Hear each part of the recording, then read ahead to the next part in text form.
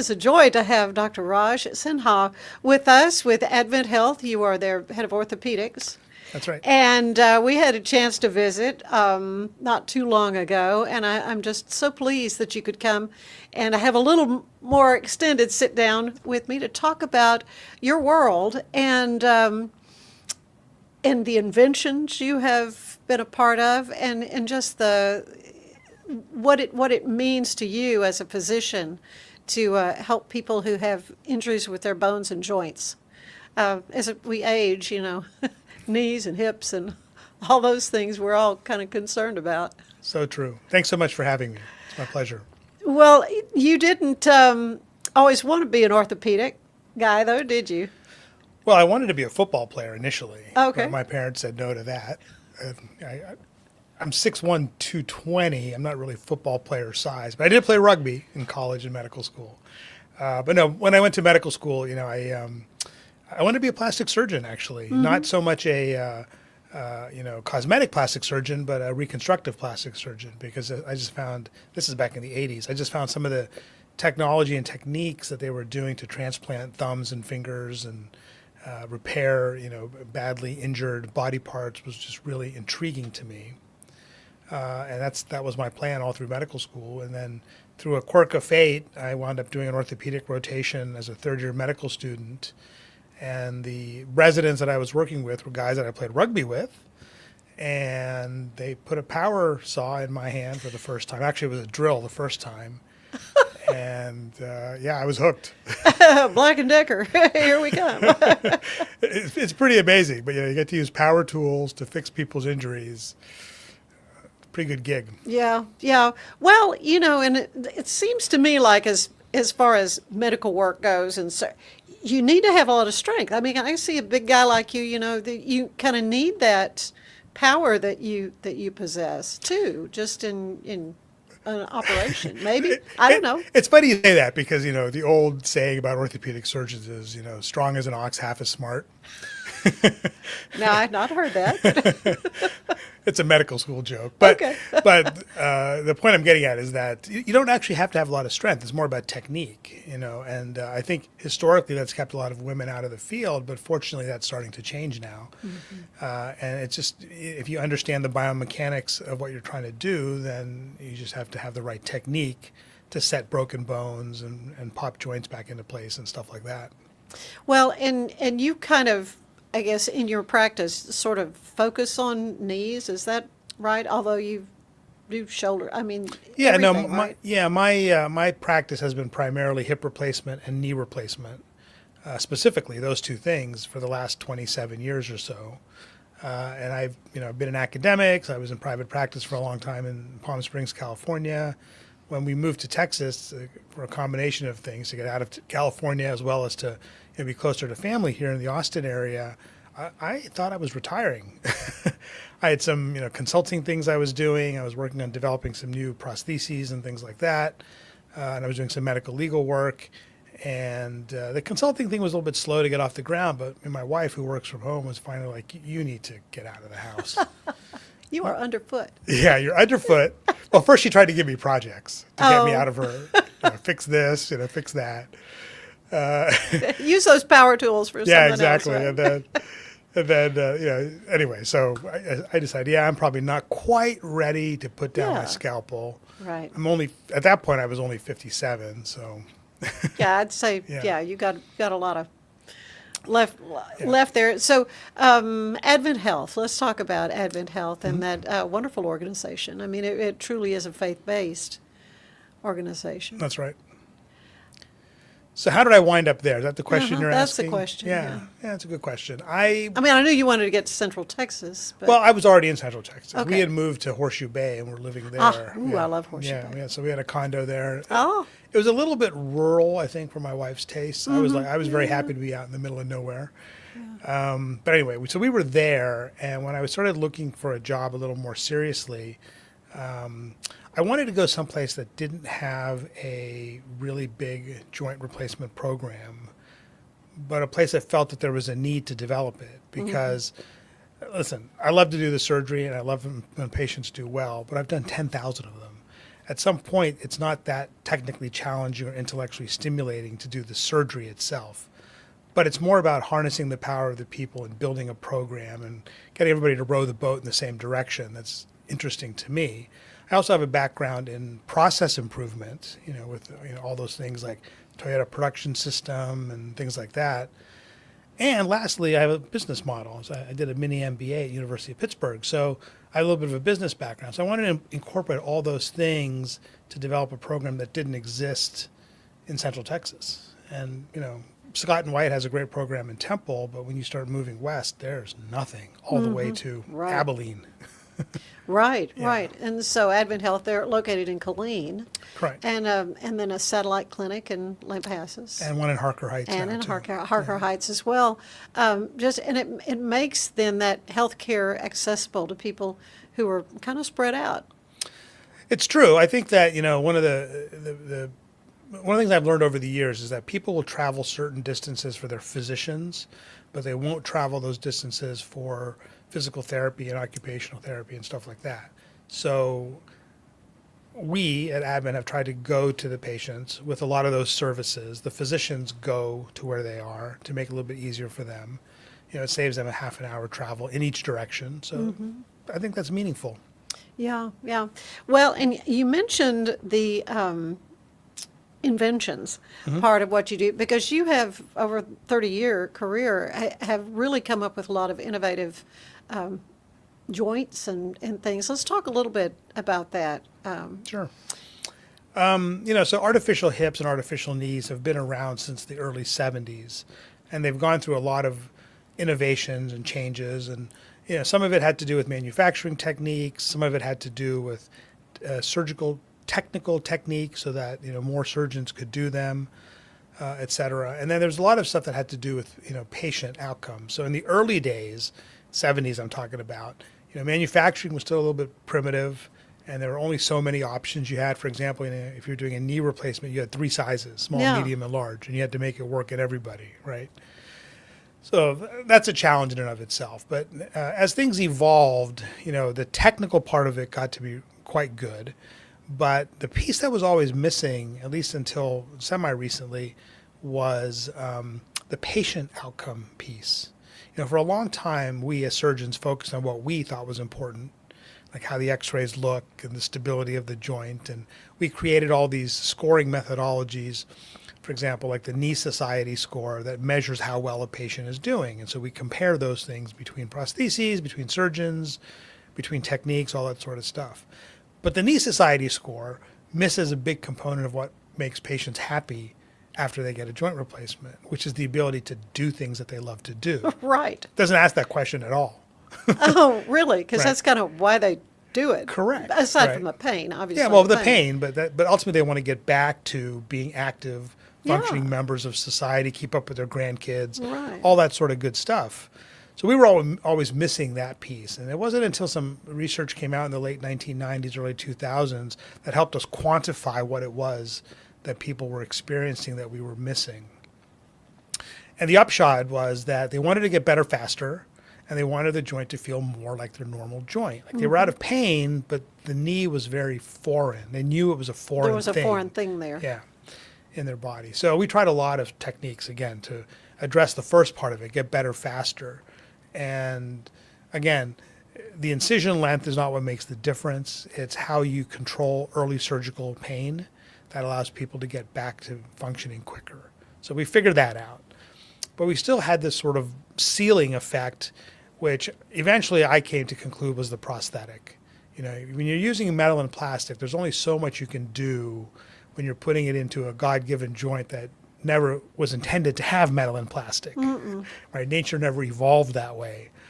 So fortunately, there was a company that had developed a manufacturing technique that allowed them to actually individually personalize the joint replacement to the shape, size, orientation, contour of each person's knee. And I thought, this is the next step Yeah. in what they're doing. And so I actually reached out to them. They're like, oh, are you so-and-so? We know you from X, Y, and Z things that you've done. Like, yeah, that's who I am. They're like, oh, we would love to have you involved with this. So then we got in. So I was able to get involved with a group of forward-thinking, radical, maybe a little out-of-the-box thinkers about how we could take this manufacturing technology and turn it into artificial knee. So we did that, and we started putting them in 2011, and each device is made for the patient specifically. Whereas with every other system that every other company has, they pre-make the implants, and then the surgeon has to fit the pre-made implant to this patient's body. Yeah, and I would have thought that's, you got a row of knee joints. Okay, that looks like she needs a size 6 or whatever, and so this is basically like 3D printing. It's like, yeah, in a way. No, it actually is. So, what you were visualizing is exactly how it used to be. Yeah, right. You would go into surgery, and we would do X-rays and CAT scans and stuff like that ahead of time to help measure accurately the sizing the best you can. But then when you get into there, you're like, okay, these are my 8 sizes available to me. The preoperative templating showed it should be a size 5. I got the 5 in there, and it's not exactly a size 5. It's like a 4 3/4. Now what do I do? Yeah. Because that doesn't exist. And there were things that we would do. When you're in between sizes, you either go up or you go down relative to the patient's bone. And there's pros and cons to each of those approaches. If you go up, it's a more stable joint generally. If you go down, it bends better. Well, a stable joint that doesn't bend is not something that makes anybody happy. No, walking stiff-legged. Yeah, a joint that bends really well but won't support you because it wobbles all over the place is not anybody's idea of a fun time. So we needed to come up with a solution. And so this, again, from if you look at the patient-reported outcome data, it would basically show that people were dissatisfied with their joint, and about 15% of people would be dissatisfied with their artificial knee, meaning they were out of pain, they were better than they were, but they were like, I really thought it was going to be better than this. Thought it was going to be better than this. And 15% of people are in between sizes. There's a direct correlation there. Yeah. That just blew my mind when we talked before, and I learned about that because I thought how amazing. And then you can even pinpoint like where cuts need to be made and just sort of really specify for the surgeon. That's correct. So the implant is important, but you got to put it in the right spot where it was intended to be put in. So how do you make that process foolproof, if you will? And so what we do is when we do the CAT scan of the leg, we pre-calculate what the right orientation of the leg should be, and then we give you a series of tools like Lego that snap onto the patient's bone to allow you to contour the bone to that orientation. So not only for sizing the implant, but creating the proper limb alignment. That is incredible. Well, talking about knees, and one question I've always, because I have friends who've had both done at the same time, they would say, never would I ever. What are your thoughts on doing both at one time? And then others say, yeah, might as well. And do you do them both at the same time or say? So I do. And I have a very personal story about this because my wife had both of hers done at the same time almost exactly a year ago. Really? Yeah. And honestly, I tried to talk her out of it. And so basically, it kind of boils down to this. The first thing is each operation is a big deal with a certain amount of risk. And when you put two of those same operations on top of one another, the risk increases. And so the first consideration, is the patient healthy enough, and do they have certain medical conditions that say we really shouldn't do two at the same time? Two at the same time. Right, because it's too risky for that particular person. Right. Well, to be under anesthesia for... Yeah, that too. I mean, the anesthesia time, it's usually heart disease and lung disease. If you have pre-existing conditions there, then it's the risk factor starts to outweigh the benefit factor if you do both at the same time. So that's one issue. The second issue then is age. You know, as we get older, we take longer to heal. And so it takes longer to heal from 2 versus 1, and you're slower, and that leads to a whole host of other medical problems becoming worse. And then the third factor for me is, are you tough enough to do it? You know, which is, that's a hard thing to read because everybody thinks they're tough. But, you know, this is where the rubber hits the road, if you will. And, you know, plus you have the support systems around you to be able to deal with things. And so, you know, yes, to answer your question, I do them. I go through that process of, you know, checking off boxes to make sure the patient's going to fit the criteria to do it and have a good chance of being successful. But I still prefer doing one at a time. I think people are generally happier. The other thing that I've learned is that once you get one knee replaced, the other one somehow seems to hurt less. Now, I don't know if that's a subconscious thing because you're like, I'm not going through this again. I'm not going to do that again. Or is it a subconscious thing where you're putting all your weight Right. on the good knee Yeah. and you're therefore protecting the bad knee? Yeah. Yeah. I've also had people get one done and go, oh, that was so easy. Let's just get the other one done. What are we waiting for? Yeah. Yeah. And then I've Well, had people go, I'm never going through that again, Yeah, ever. yeah. But then they come back about 2 years later and get Yeah, it. so yeah, when the pain was bone on bone, Exactly. that's a great explanation. I appreciate that. So let's move up from the knee to the hips because I would assume a lot more older patients for sure with the Yeah, so the average age of hip and knee replacement patients in America is about 65. And the rest of the world is actually a little bit lower in some countries, a little bit higher in other countries. really. Yeah, so, so lower in other countries because there's more post-trauma arthritis that leads to joint replacements. And in some countries like England and Canada, the age is a little bit older because their health systems just make patients wait longer. So we're sort of in the middle of that, and the age is actually getting younger in America because some of the things that we've tried to rebuild joints and reverse arthritis just haven't been as successful as we had hoped. And so joint replacement becomes sort of the de facto last resort that somebody in their 50s would be like, why am I going to suffer for another 20 years? I know life's too short, Exactly. really. To There's no be in that guarantee I much. have 20 years, right? So Yeah, yeah. I think my mother-in-law I think she was in her 80s when she had her hip replaced. But she said, I wish I had not waited, and that Yeah. life is too short to be in that kind of pain where you can barely walk to Right. get across the room. Yeah, it's really neat though to talk to you about these things that with wear and tear and age and so forth. Your skills are certainly needed. What's your best advice for somebody like me doesn't have that issue now? Want to try to avoid that. Of course, obviously, I don't want to fall. yeah. Stay off the floor, as Yeah. they say. But what are what's good advice for protecting those joints? Yeah, so if you don't mind me getting on a soapbox a little bit. So I've done 10,000 joint replacements, treated 100,000 patients in my career. I've never cured anybody of any disease, right? And part of it is a practical nature of being an orthopedic surgeon. I fix broken bones, I replace your joints. Okay, great. But the other thing is that our healthcare system is kind of backwards in that we don't treat healthy people and emphasize wellness enough. We treat sick people and primarily their symptoms. We don't even treat their diseases. We just treat their symptoms.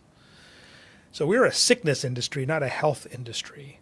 So we need to rethink that. And so to answer your question, you got to focus on prevention. Yeah. So what are the 4 most important things for lifestyle improvement, anti-aging, and preventative health? The first is take care of your back. Not only is it important for how your arms and legs function, but it protects your organs, your visceral organs, your heart, your lungs, everything in your abdomen, and they work better when biomechanically they're protected. Mm-hmm. So that's the first thing. So how do you protect your back? Core strengthening, Right. flexibility of your back. Mm-hmm. Okay. And it starts in your 40s. Yeah. Okay, so that's an important thing. The second thing is mobility. You gotta maintain flexibility of your joints. The joints themselves, the way that nutritional molecules get into the cartilage is through pressure gradients inside the joint. So when you move the joint, it creates a pressure wave through the cartilage, and that's how the nutrients are delivered to it. If you become less active, then the cartilage is not getting its nutrients, and it starts to degrade. So that's the second important thing. Mobility also has to do with strength. So you want to be strong. The stronger your muscles are around the joint, the more protected the joint is going to be. So you can improve strength by weight training, like lifting weights. You can improve strength by yoga, Pilates, things like that work on a combination of flexibility and strength. Third thing is weight loss. Yeah. Everybody can lose 10 pounds. Not everybody, but most of us can lose 10 pounds. Yeah, need to. When you're talking about the hips and the knees and the ankles, when you lose 10 pounds, you take up to 70 pounds of force off of those joints, because your body is a system of levers. And so when you're adding weight, because the muscles are contracting and you're putting force on it when you're climbing stairs or running or jogging, it's not just your body weight, it's a multiple of your body weight. That is the amount of force that's being exerted on that joint. So if you lose 10 pounds, you take up to 70 pounds of pressure off of your joints. Wow. That's what I'm saying, lose 10 pounds. Yeah. You know, if you need to lose 20, lose 20. That'll take a lot of pressure off of your joints. That'll take a lot of pressure off. And you'll feel a lot better. In fact, Yeah. I've had patients who I've wanted them to lose weight because it decreases their risk of anesthesia and surgery. And so they've taken me up on it. They've lost 20, 30 pounds, and they come back and they say, my knees don't hurt anymore. I'm like, perfect. I don't need you We now. don't have to operate on you. How Yeah, good is that? You've that just is avoided great. surgery by losing 30 pounds. Yeah. Wow. Yeah, and then the fourth thing is prevention. Yeah. That's the hardest, disease prevention, right? So, you know, for example, if arthritis runs in your family, there's not a whole lot you can do about the genetics, but you got to really emphasize all the things I just talked about to prevent it. If heart disease runs in your family, you've got to really be aggressive in preventing the heart disease from becoming an issue for you. And that's, you know, it's a lot of different things, Yeah. but you know, the long and the short of it is diet. Unfortunately, Yeah. we literally are what we eat. Yeah. You know, we don't. Our diet is the only source of a series of molecules called antioxidants, and the antioxidants will protect your proteins and your genes from degrading, because they actually go in and they scavenge the molecules that are trying to get at your DNA and your proteins. So you need to have a high antioxidant diet, which is green leafy vegetables. You know, basically eat the rainbow. Yeah. Eat more of the rainbow than you think you need. And you know, in the 50s, the recommendation was you needed 5 servings of fruits and vegetables. Well, that's great in the 50s, but our food is 1/3 as good as it was in I know. the 50s. So you need like 10 to 15 per day. In order to counteract all the processed foods Yeah. and Yeah. So that was a long answer for your that's question. a great. I mean, That was is- my soapboxing. That is such great. That is such great advice, and it's always such a delight to get to visit with you. And the more I learn about AdventHealth, the more impressed I am with that delivery system for health for the people in Central Texas. And I know this is dropping on November 6th, which tonight, the big gala, Black and White Masquerade, Unmask the Giving, and I should hopefully I'll be seeing you later in the day for that. It's going to be a great way to help raise money for AdventHealth. But I like to end these little visits with a little questionnaire. Sure. It's similar to the one the late great James Lipton would use for Inside the Actor's Studio, if you remember that. And this is my take on it. What is your favorite word, Dr. Sinha? Oh boy, it's a tough one. My favorite work word is efficiency. Yeah. My- For an orthopedic Yeah. surgeon, I would say, yeah. My favorite non-work word is football. That's right. That and golf. I know you've got No, football. your tie pin too. More but football than more, golf. More football than golf. Well, 'tis the season. That is for sure. For sure. What is your least favorite word? I can't. Right. Yes, you can. Yeah. It's a mindset. I hear that from a lot of people. What turns you on creatively, emotionally, or spiritually? For me, again, in the work world, it is seeing patients do well. I think I shared the story with you before about my father having a knee replacement that I did. That you actually, did, That I yeah. did, yeah. My sister, you know, and by that time I had done 6,000 or 7,000. And although I took care of all my patients really well, my sister sort of hit it home for me, is that, you know, how often do people, how lucky are you that you get to give your father a pain-free joint and let him walk again? I'm thinking, I never realized it from that perspective before. I didn't cry this time. Yeah. I mean, that's wonderful. That's wonderful. What turns you off creatively or spiritually or emotionally? I think it's people who struggle to find their happiness and point the blame outwards, which I think we're all guilty of, including myself. So I think that's the biggest thing that you want to see people overcome. that I want to see people overcome. What is your favorite sound? Rainfall. Yeah. I know. Wouldn't that be great? We're in dire need of it. It was like, you want to run out in it, you know. What is your least favorite sound? My least favorite sound, I haven't thought about that before. I would say probably hail hitting my roof. Yeah, there's that. Since we had the recent roof repair. Oh, yeah. Unless your insurance is good and you're ready to get a new thank roof. goodness. Yeah, that's okay. Okay. Fabulously successful orthopedic surgeon. What other profession would you like to have tried? I'm a sports junkie. Yeah. I mean, I really wanted to be a sports journalist. And my wife keeps telling me I still can be. Yeah. You know, I can, do what you're doing here Oh, and yeah. create something like that. Yeah, have a sports podcast. Yeah, exactly. I used to have a radio show actually in Palm Springs. And it was a sports talk show, How not a fun. medical talk show. I did that too, but the sports Yeah. talk show was way more fun than the medical talk show for me. But now actually I want to tap back into my writing abilities. And once upon a time I was a pretty good writer, so that's my goal for my next career now that I'm almost grown up. Okay.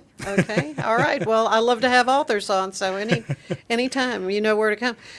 What job, though, do you know you would not want to do? No thanks.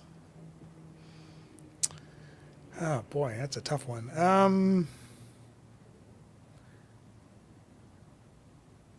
I think being a coroner, I would never want to Yeah. do. Yeah. Yep. But it's necessary. I It mean, is. it's Yeah, got to figure some of that stuff out. But yeah, that would be. I think that would be tough. You like your patients alive. I do, alive and flourishing. Amen. All right, one last question. What do you want to hear God say when you arrive at the pearly gates? We're glad to have you. Yeah. Well, I'm so glad that I got this chance to sit with you, Dr. Raj Sinha, and it's just amazing what's happening there at AdventHealth in Killeen, and of course you're taking new patients, I guess. Absolutely. Anybody got a need for a new joint? You can fix them up. And remember, the joint is the end of the road. We have a lot of things we can do before Right. you need surgery. Right, and yeah, but it's good to know someone who's done a few, done about 10,000 of these kind of procedures. But yeah, it's just been a delight. Thank you so much.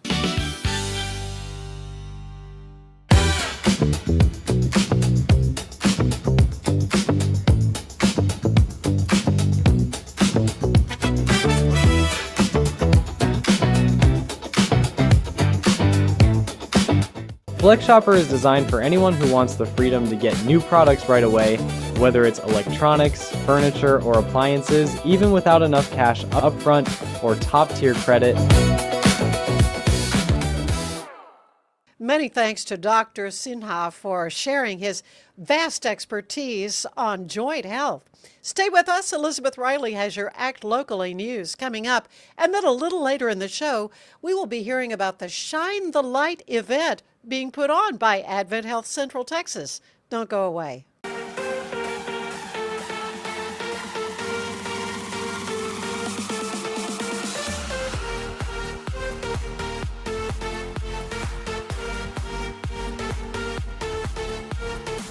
I just got my Colgate Advanced LED Whitening Treatment in the mail, and I am very excited to have dramatically whiter teeth in just 10 days.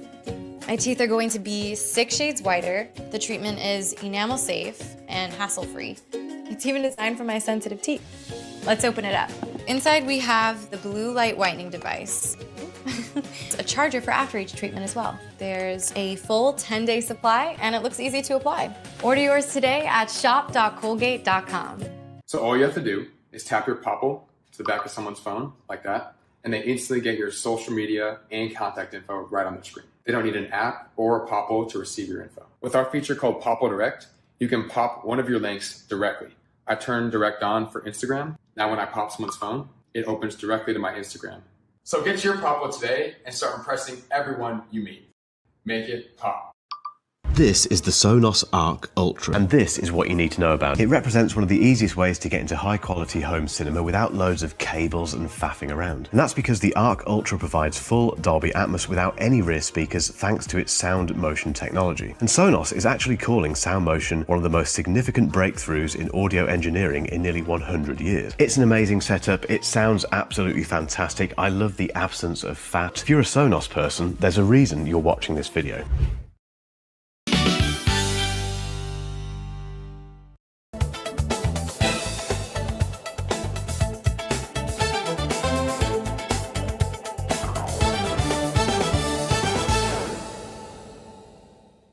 The Tanglefoot Festival is happening this weekend, bringing live music and great barbecue to Temple, Texas, September 12th and 13th.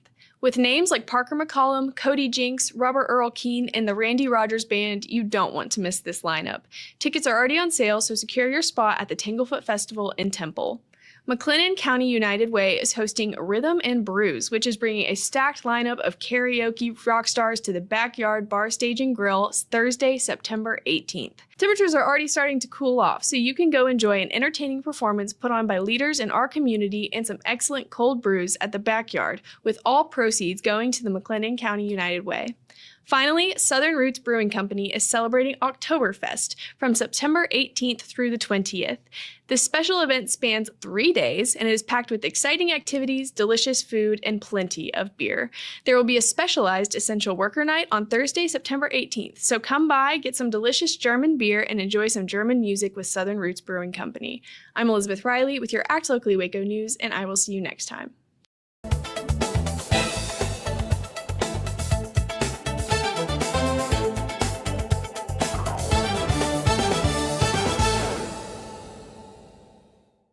Welcome back to the show. I am so happy to introduce to you Tanner Carlson, who is the marketing manager for AdventHealth Central Texas. And it is lovely to have you up here on the Alico building with me. Oh, yeah. Love being here. Yeah. So we met recently at AdventHealth there in Killeen. And you've just recently kind of come on board with the marketing job, correct? Yeah, that's correct. I've been there a little over a month now. Oh, so all right. Yeah, so very so fresh legs. You are a newbie. Well, this is great. Well, it's awesome. I obviously had the wonderful chance to talk to Jasmine Rodriguez about 9/11. Yeah. You know, had a just a profound, moving conversation with her. Incredible story. Your boss. Yeah. She's so happy you're on board, though. I mean, she did tell me, she says, I'm so happy Tanner is here.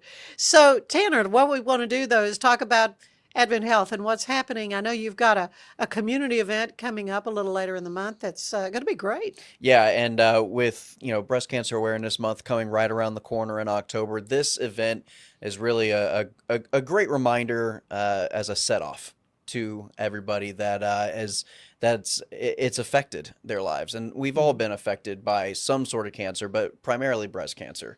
And I mean, I have grandparents that have both suffered from it. I have really? aunts that have suffered from it. So I mean, it's been in my family, but I think you talk to any person on the street, they probably know at least somebody that's been affected one way or the other. Yeah, and it's men and women. It's not just women. Correct, yeah. I do know of some gentlemen who have been diagnosed with breast cancer. So, Shine the Light. Let's talk about that. That's coming up on September 25th. Mm-hmm. Where will it be held? So it's going to be at AdventHealth Central Texas in Killeen. It'll be kind of in the back. So once you come into the hospital, it'll be where our surgical center is in that parking lot, and it'll be impossible to miss. We will have pink lighting. Our building's going to be lit up pink. We're going to have all sorts of balloons and all sorts of things that are just pink, pink, pink everywhere. People are going to be wearing pink T-shirts. So it'll be very difficult for you to miss it if you're going to head out that way, and we encourage everybody to do so. And yeah, it's a really great event. Again, it'll be at the end of September, and it really kind of kicks off the celebration and the awareness month in October, but we'll be celebrating it late September. Okay, so this is a fundraiser, though. It is. Correct. Yeah, so our foundation does a great job of anyone who is in need of getting a mammogram. Really, a lot of it is not just awareness of breast cancer. I think we're at a point in our society where everybody knows about breast cancer and the significance of it, but this is really about prevention. Yeah. And so we actually have within our foundation have actually decided to give free mammograms for those who qualify. Really? And so you can call up and see if you do qualify, and you can fill out the information and send that in, and then they'll reach back out to you. Our team at AdventHealth will reach back out to you and let you know if you do, and then you can go get a free scheduling, a free checkup. And again, it's all about prevention. And if you can catch it early detection is key in preventing it from happening in the first place. Oh yeah, knowing early and being able there's over the years they've changed protocols on how to treat it too. I mean, it's not if you've got a certain mindset that breast cancer is treated in a certain way. That's not the case anymore. Yeah, and that's the great thing about AdventHealth and the people that we have working are so knowledgeable, and they're so willing to work with you about just about anything. And if you're not in the right location, they'll get you to the right location, and they'll do it pretty quickly. But yeah, this is a really great event. We're going to have testimonials. We're going to have people sharing their stories as well with us and to the crowd. And then obviously it'll be a small walk, and we're hoping, since it's going to be set in the evening time, it won't be too hot. And towards the end of it should be better by the end of September. And so we go around and you walk the Trail of Lights. We're going to have pink chalk everywhere, so you can't get lost on this trail. It's very, very easy to maneuver. And then once we're done and the event wraps up, we end it with a pretty big surprise with the big fireworks show and a display. Really? All of them are going to be pink, going to be flying off and stuff. Aw. So it's a lot of fun, not just for anybody who has been dealing with breast cancer or has a family member or friend that's been affected by it, but for kids. It's a family fun event. And so the best way to get involved is to pre-register ahead of time.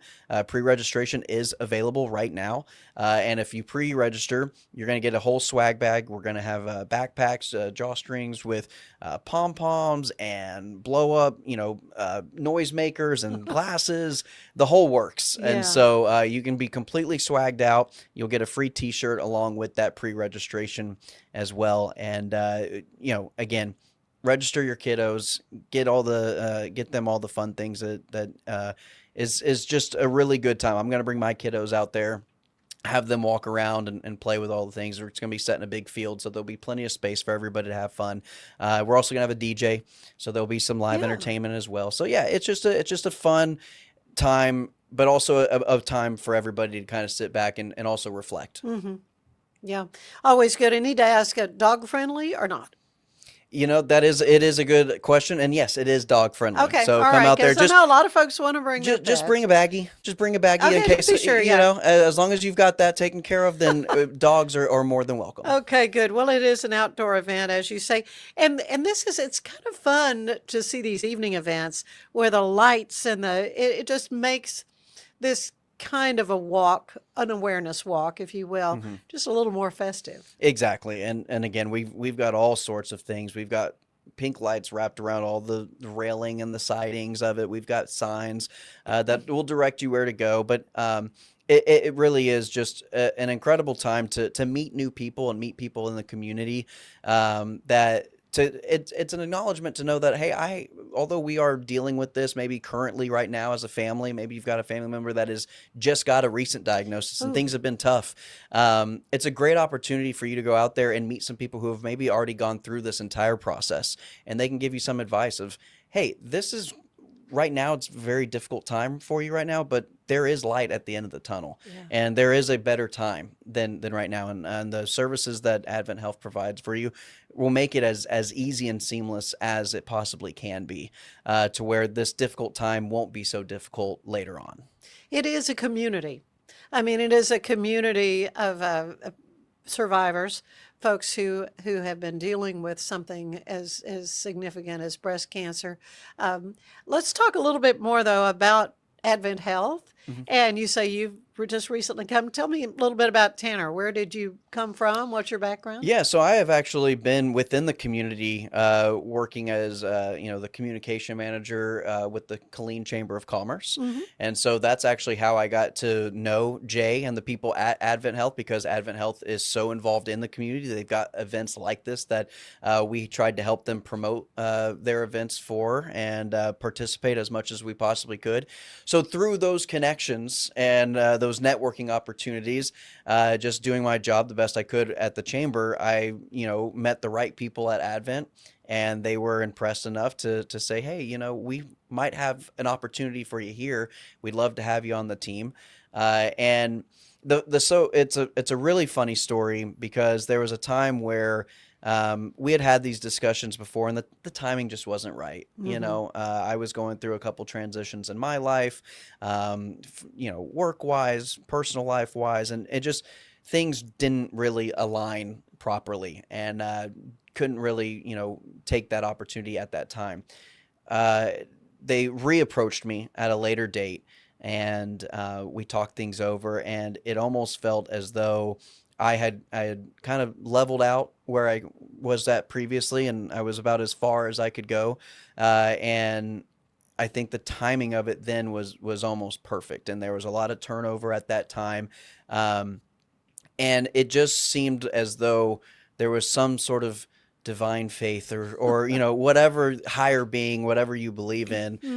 For me, it's my faith in God, and it was just an eye-opening moment for me of right time, right place, on His time, and really provided that opportunity. And so it was such a good opportunity that I couldn't pass it up. Yeah.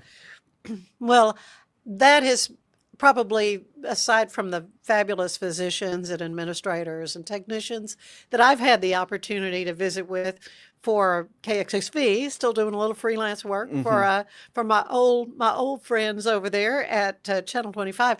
But I've been so moved, frankly, as a Christian, by the really deep commitment at AdventHealth Central Texas for the mission of Christ. Yeah. And that's something that, it was a contributing factor to my decision of wanting to work there, sure. Because those conversations were had in my interviewing process. Yeah.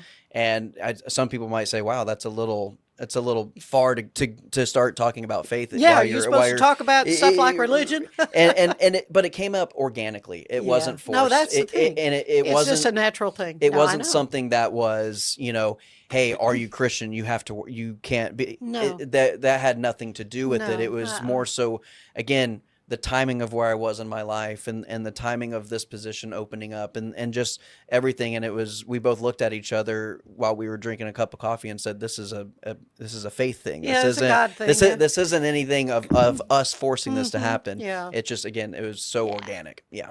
Well, that's what I love about it. I mean, absolutely love about it. Well, so many great things happening at AdventHealth, and I've been really privileged to have some of the physicians. In fact, I've got Dr. Sinha's coming on the show in the coming weeks, along with his beautiful wife, to talk about their new book about knee replacements. So can't wait for that. And the gala. The gala, yeah. Let's talk about the gala a little bit. We're going to have a little more later on the Ann Harder show about that. But let's talk about that. That's coming up in October. That'll be here quickly. Yeah, it'll be here before we know it, and well, that's one thing about this new position is as soon as you think you're done, planning one event, you got one right probably the next week coming up right around the corner. But yeah, the gala, again, registration is open for that, and it is such a beautiful evening of recognition for not only everything that we've got going on, within our hospital, but really just around of all the great work that goes a lot unseen and behind the scenes. And it's a good place to kind of shed a light on and spotlight some of the great things that are happening throughout the hospital. But everybody gets to dress up to the nines, and you get to see people who are typically in scrubs wearing gowns or suits and stuff. And so it's just a nice opportunity for everybody to get involved. And so, but really, really, again, just a really beautiful evening. Yeah, I thoroughly enjoyed being there last year, and but a new venue this year. Yeah, it will be a new venue. It'll be in Temple this year. Let me make sure that I have the venue correct. But yeah, it should be a really nice evening. Again, registration you can get on that, and all anybody can come. And all those proceeds go to benefit our foundation as well. Exactly. Yeah. So that that is really key. To talk about the work of the foundation and how that supports the different departments Correct. there at the And, hospital. in marketing, I've already had to lean on foundation Have a little you? bit. Oh yeah, Yeah. absolutely. But the Commonwealth in Commonwealth, Texas, and Temple is where that's going to be located. Again, that's going to be October 9th at 5:30. Yeah, that's going to be wonderful, and also some great things to bid on. Some yeah. wonderful auction items, and you have a fabulous auctioneer. I was so impressed with him last year, and I've been to a lot of events where you have an auction. He was so good. And here's the great thing too is that I get to experience all these things for the first time. Okay, so all right, and yeah. so that's what's fun for me is I probably won't even have everything completely down the way I think I do until I make it one full cycle around all of these events that we have year round and annual things like that. And so it's just another aspect to my job that's fun, that I don't just sit in an office all day long behind a computer screen and very mundane. No, there's something new just about every single day. Yeah. Did you always know you wanted to have a career in marketing? No. that was something that I had Really? happened to fall into. Now, I've always wanted to be on the broadcasting journalist side of things. Well, there you go. And so I wanted to do what you do, essentially. Yeah, But went to college, a small school, Southwestern College in Winfield, Kansas. And I got my bachelor's degree in an emphasis in radio and television and communications. And I was the student manager of our radio station there. And I was on the school newspaper, the editing team, and wanted to fall in. I did, color broadcasting for the football team and the basketball team. Some sports. I wanted to be a sports journalist is what I wanted to do. And Yeah. then once I got out of college, I got onto a radio station in Crockett, Texas, where I got to cover, about 12 different high school teams of doing coaches interviews. Oh yeah, and Friday Night Lights. Friday Night Lights, all those types of things. And so, and then my then wife, ex-wife now, she was graduating and she got a job in San Antonio that got us there. Yeah. And I got a job at a radio station at WOAI. Oh yeah, very familiar with WOAI. In San Antonio. And the week that we moved there, COVID hit. Oh gosh. I went to one restaurant and then everything shut down. Yeah. And The so world stopped. And so that was my job. COVID and politics and social justice movement was my job for about a year and a half, and it burnt me out. Every story I did, every conversation I had. And so that it got to a point to where I was like, I think I might want to go on the other side of this do thing. something. I retired from broadcast news on February 28th of 2020. And so the world shut down after that. And I was already tired of reporting about COVID, and it had just started. Yeah. And I thought, oh my gosh, I don't know. I could have. That was just the tip of the iceberg. So that's just when you started. Bless your heart. Oh yeah, and that was And my colleagues, they were figuring out how to do the newscast from their kitchen. I mean, it was nuts. It was nuts. So as I say, it's all in the timing. Yeah, a lot of it was timing again. And so what was funny is I went on my job interview and the whole building was occupied. You had salespeople, you had broadcasters. Oh, I know. The building was top to bottom filled. Every desk was filled with a butt and a seat. Right. My first day in the building, completely empty. I was the only one there. Yeah. Yep. No, I know. And some things have been permanently changed. Yeah. I will have to say. Yeah. Revive Superfood Smoothies. Pill, pour, blend, and enjoy. All within the comfort of my own home.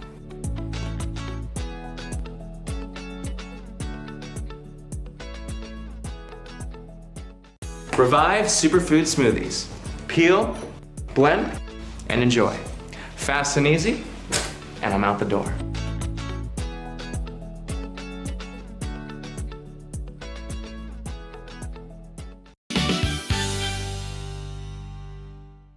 From my standpoint, though, right after that happened is when I got the offer to come and start doing podcasts. Oh, there you go. There you go. Here at Rogue Media, and I'm so 5.5 years later, here we are still doing podcasts in the new media. But it has been a delight to be able to do this and to meet new folks like you. I like to end these little visits with a sort of a questionnaire that the late great James Lipton used to do on Inside the Actor's Studio. That may mean nothing at all to you. I don't know. But anyway, this is my take on some of the questions he would ask his celebrity guests. And one is, what is your favorite word? Oh, man. Appropriate one? No, I'm kidding. Yeah, no, my favorite word. Goodness gracious. That is a tough one.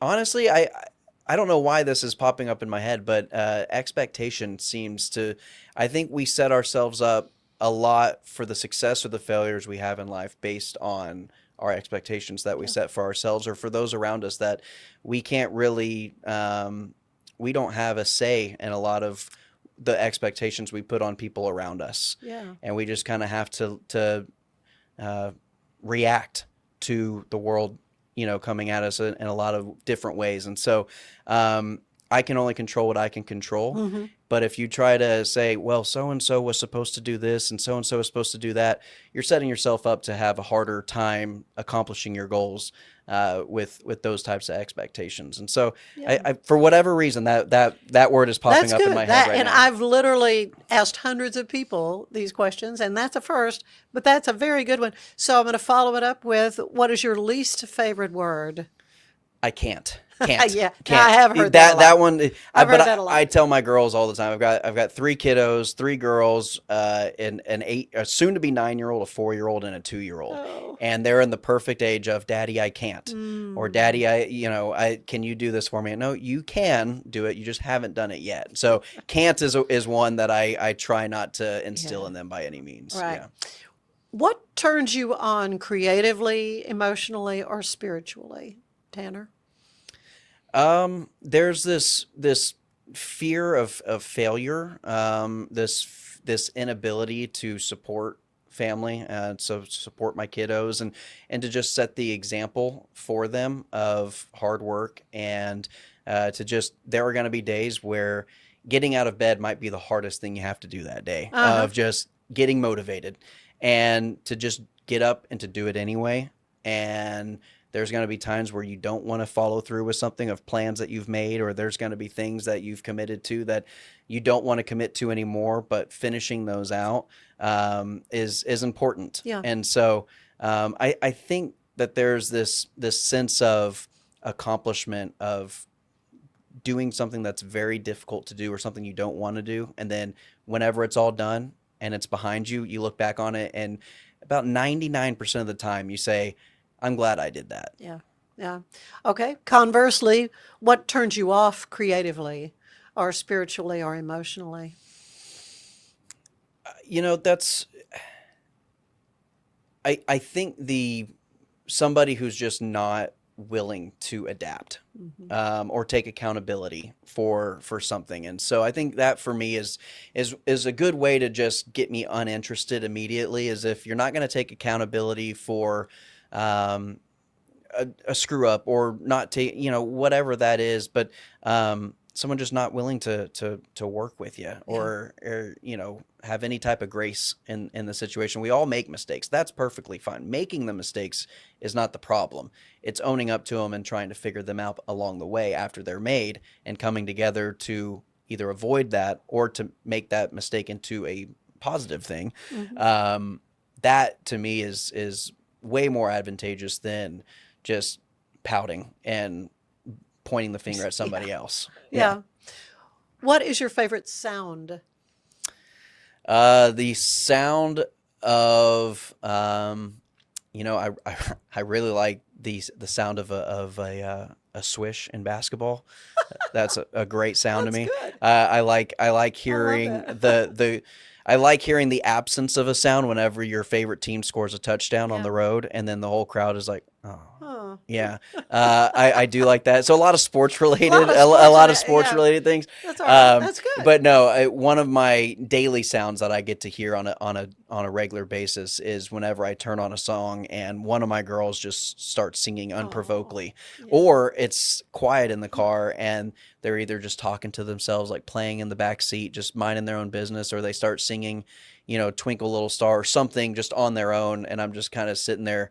I try not to join in. I just try to embrace it for just a second.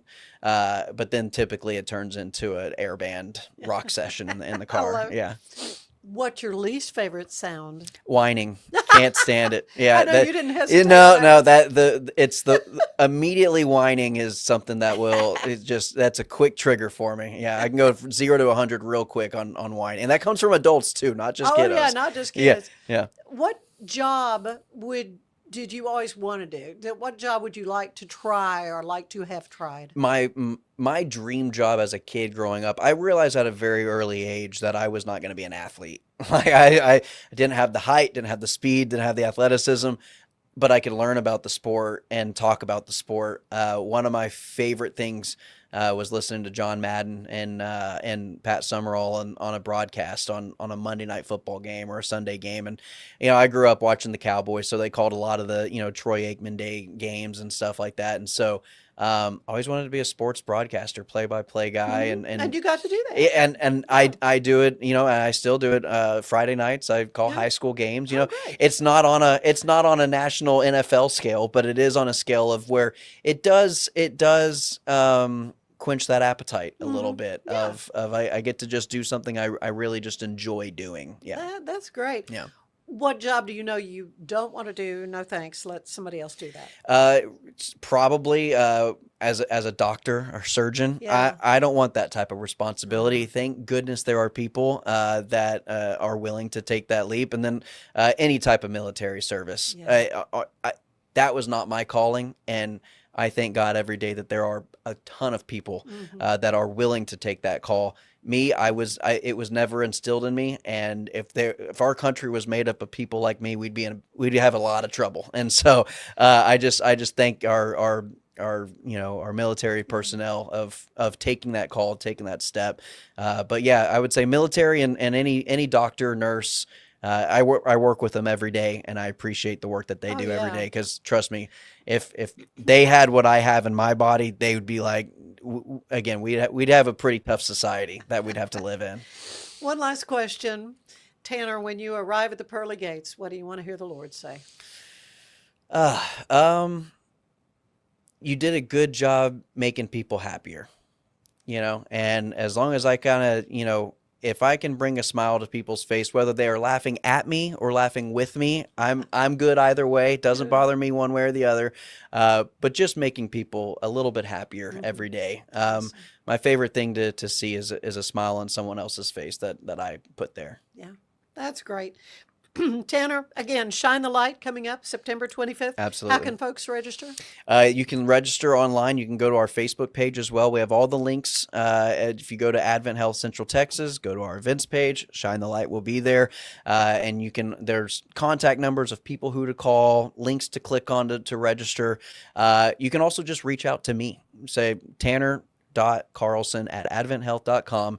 Shoot me an email and I will get you to the right people that you need to get to. But yeah, registration fee right now is less expensive than it will be at the gate. Now you can sign up and register, just walk in. But if you do it now, you'll save a little bit of money. And you get the swag back. Yeah, absolutely. Let's not forget that. Thank you, Tanner.